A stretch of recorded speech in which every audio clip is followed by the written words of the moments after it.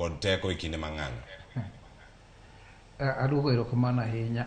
Mokwongo awinjo ka Evans wacho ni polise nomi matiende ni polis imiyo chike monego gitigo. To kwaduogo e ratiro mar oganda, ratiro mwaluongo ni rights mar japinyni e article 19 kare 3A wacho maler ni ratiro ok miye ng'ato. Onge ng'ama miyo dhano ratiro. Ratiro inyuolo go dhano kendo dago nyaka otho. Article 19.3A wacho mano maler ahinya.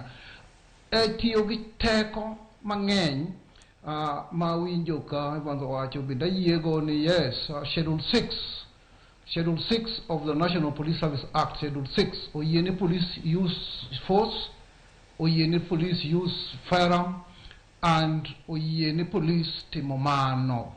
But owachno timo mano ka en gimane ni e andaki, ka ng'ato machielo inego kata jomoko geng'one tinego, oyiene police tiyo gi force kata gi firearm.